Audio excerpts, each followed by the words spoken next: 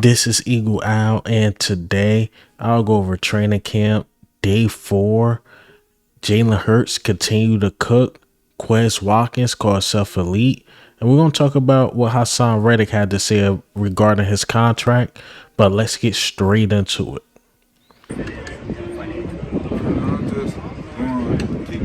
Keep coming out, keep working, man. Those type of things have a way of sorting themselves out. You know what I'm saying? So I'm gonna just continue to come out, work, prepare myself. Like I said, continue to be a better version of Haason Reddick.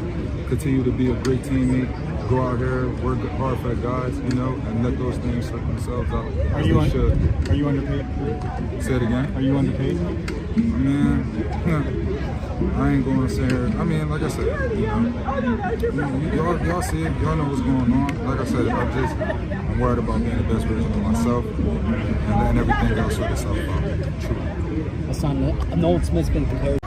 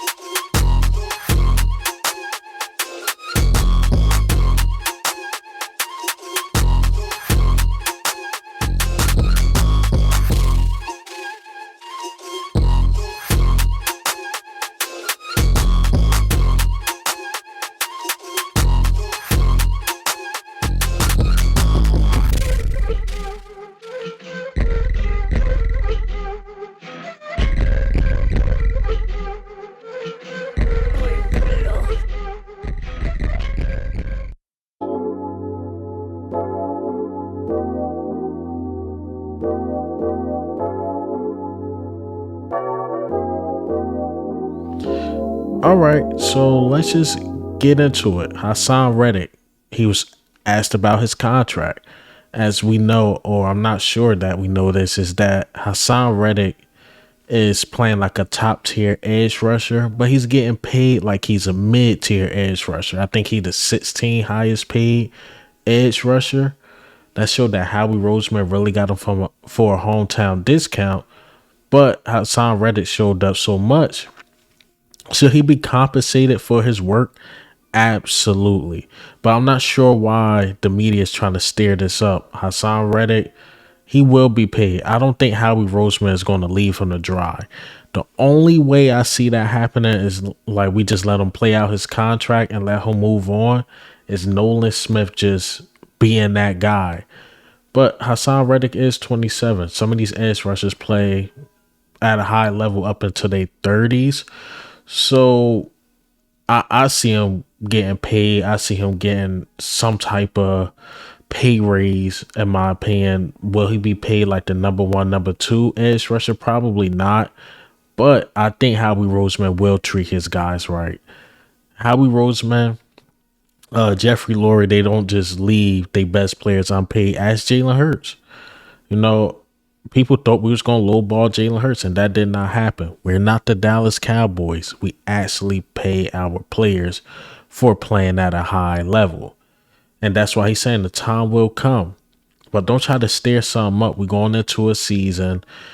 Now, it's like, should he hold out for why our media bring that up?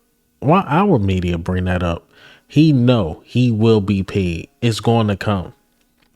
But why put that in his head? That's just straight trash by our media, in my opinion. Our media want our team to win, but then you steer things up like that. Like literally nobody wasn't thinking about Haason Reddick contract. Nobody was thinking about, Haason Reddick need to work that out. Let me bring this up, or let me steer something up. Nobody was thinking about that. But that's Philly media for you. But of course, it will be our media to bring that up. Now, from the national media, you expect it for them to talk about Haason Reddick contract, but for our media to bring that up again, that's just purely trash. Now let's go over camp. Let's just go over the camp tweets and notes. We're gonna go over Elliott Shore parts again. Yes, we're gonna use him, and yeah, let's go ahead and break down these tweets. So here we go. So we're gonna start off with Josh Jobe. So Josh Jobe was with the first team field goal block, and a good indication he is on the current 53-man roster. He also been with the second team defense at outside cornerback. So right now the cornerback position is very lurid to me because we really have some good backup cornerbacks. You have Mekhi Gardner, who we're gonna go over. You have Eli Ricks. You had Greedy Williams. You got Josh Jobe. You got Mario Goodrich. You got some guys, and we can't hold on to all of them. But right now, the one that's a lock in my head, to be honest, besides, of course, the James Bradberries of the world and the Slay and even Avonte Maddox, the one that's really a lock right now is Josh Jobe. But anybody else I think could get cut, including Zach McPherson. So, again, this is good news for Josh Jobe. I really like Josh Jobe because what I seen in preseason, it was really good. So, again, this is a good indication. This is a good indication that he's going to make the team, at least special teams. So Josh Jobe might be one of our future guys. And also you could say Keely Ringo because the spot he was drafted in, but everybody else, I really don't know. All right. So as you know, the password on today for sure. My computer's acting nuts. All right. So the first play on 11 on 11 is Jalen Hurts, who just been cooking all camp. No picks all camp. TD to Devontae Smith on the 3-yard out. Jalen Hurts, I believe, will throw a lot more touchdowns. Not saying we're going to get away from the tush push, but I think there's going to be a lot more thrown touchdowns. Even though I didn't make a big deal out of it, I seen some Eagle fans and some Eagles media like, why he's not throwing touchdowns in the beginning of the season? But I'm like, he's getting them. Does it really matter how he's getting them? Rushing, passing. If we got to hand it off to the running back, that mattered. But I see now we're probably going to utilize the passing game a lot more. All right. Let's go up a little bit more. Add Joseph Nagata. Guy name keep coming up with a really nice catch on the sidelines on the one-on-ones. Britton Covey has really improved from last year. You want to hear that as a wide receiver. Not sure as a kick and punt returner, but as a wide receiver, he improved. So that's really, really good to hear. Jalen Hurts with a really nice pass to A.J. Brown. Jalen Hurts, A.J. Brown, nothing new. About a 15-yard gain. Put it where only the receiver could get it. Really showed off their chemistry on this play. I think I'm going to put a picture up right here. I think it was possibly this play when A.J. Brown mossed James Bradberry. Well, I could be wrong. I think this is the play, but it's just a picture of it. This is one thing I hate about our training camp is that we really can't watch it live like the other teams. But I think it's possibly that one. All right, so Hurts with a really nice pass to Devontae Smith on 7-on-7s for about a 15-yard gain. Hit him right in stride. Jalen Hurts cooking. And, you know, when they post the stats, even though training camp stats don't matter, a lot of people are like, maybe he's running it a lot. No, he's throwing it in tight windows. Not a lot of short passes. 15-yarders, 20-yarders, medium, long passes. And he just putting them right on the money. Right on the money. All right. Mekhi Gardner. Okay. Another guy just had a hard hit. The hardest hit of camp. Absolutely drilled Charleston Rambo at the end of the catch. Wow. Mekhi Gardner can play. But again, we got so many defensive backs. We got so many. All right. Let's keep going. Let's keep it going. This is getting spicy. So Mario Goodrich getting first team snaps at it as a nickel cornerback. Again, that's why I said like a guy like Zach McPherson, even though he's going for the slot, it's not really a lot as a slot cornerback. He's not. We got so many guys. That's something. Mattis is limited, so he didn't start because he's limited in practice.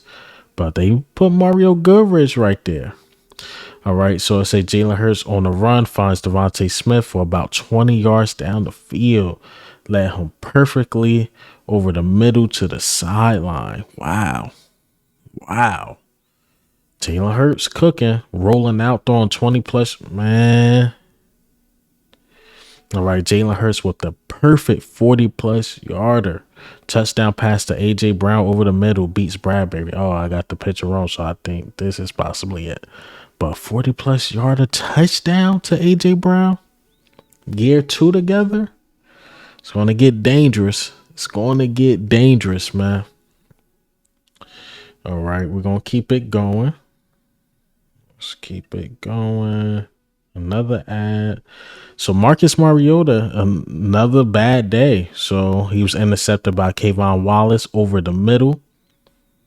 Come on, Marcus Mariota. Good job by Kayvon Wallace, but Marcus Mariota needs to step up, man. All right. Offense had to run a lap after losing 11 on 11s. Period to the defense, in my opinion, because of the second and third team offense. First team offense beat the first team defense. That's good to hear, but we need our second team and third team offense to step up, because once I start hearing Marcus Mariota and those guys, they just get beat. At least the first team compete and win the challenges, but the second and third team been bad. All right, let's keep it going. All right, so Jalen Hurts, day 4 training camp stats. 15 to 17. He only threw 2 incompletions today. 2 touchdowns, no picks. Outstanding day for Hurts. We're surgical with the ball against the first team defense. Touchdown pass to Brown was the highlight of the day, but made a lot of really nice, smart throws, both in and out the pocket. Wow, let's keep it going. I'm not sure if you guys will be able to see this. His last 2 days been extremely impressive. Eagles QB grade is a A. Okay, so that's Haason Reddick, and we went over that. Okay, so let's read the takeaways from today. Takeaway. So takeaway from Eagles training camp day 4. It isn't a breaking news, but A.J. Brown and Devontae Smith really are the best duo this team has had at wide receiver. Shows in every day in practice, but especially today. Brown had a long TD. Smith got wide open for a TD. In the red zone, hard to imagine the Eagles ever having a better duo. The backup offensive line might be an issue. Marcus Mariota been bad, but in his defense, he isn't getting good protection. Mariota seems very ready to just run as soon as he get the ball, or got the ball, he will say. Okay, so that gave Marcus Mariota out a little bit.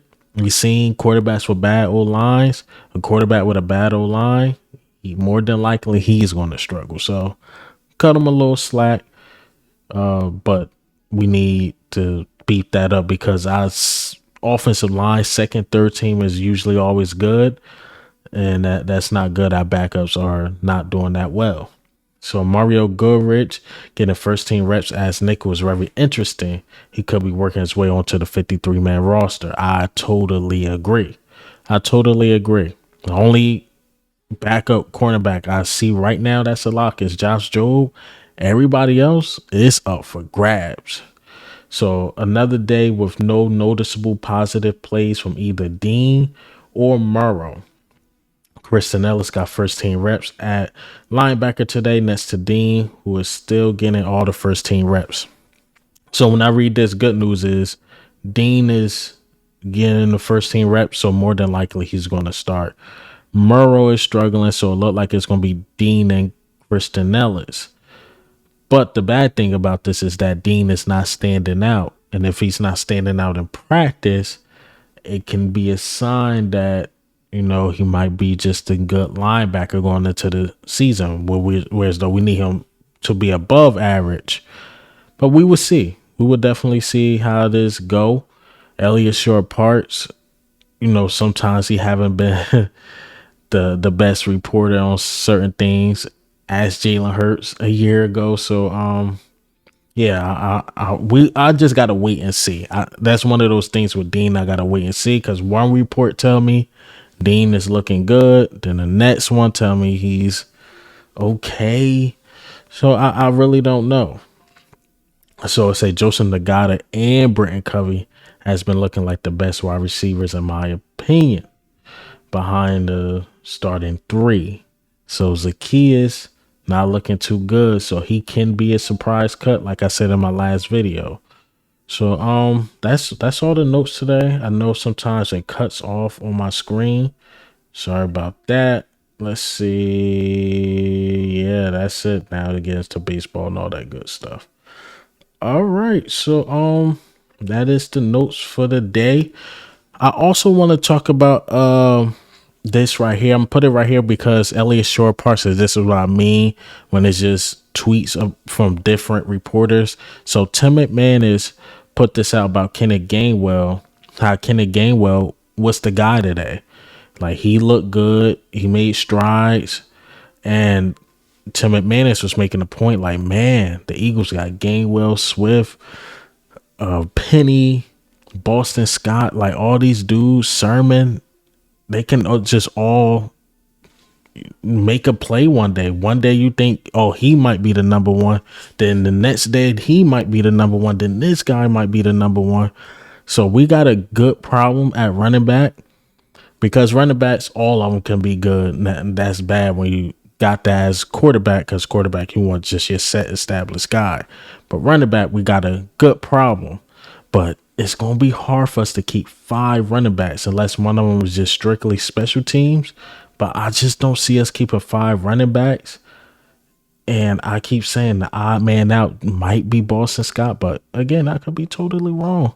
I could be totally wrong about that. And I guess lastly, I want to talk about Quez Watkins a little bit. So Quez Watkins, who's in the thumbnail, say he's an elite receiver. He's an elite receiver. I say he's very good. He can be elite, but he got a lot to prove. He has a lot to prove. Like, I'm going to put it right here. These comments, like a lot of people don't believe in him. I do because I know you only as good as your updated resume, they say. So last year he wasn't that good, but year 2, he was really good. He was really, really good at playing the outside receiver next to Devontae Smith. And that's why we thought him going to the slot, it was just a match made in heaven because he could do a little less and just make the big plays that he's capable of doing. But it didn't work out because as I found out through time, through the season, I'm like, maybe Quez is a volume receiver. Maybe he's just not the guy you want to target at least only 3 times because he get cold.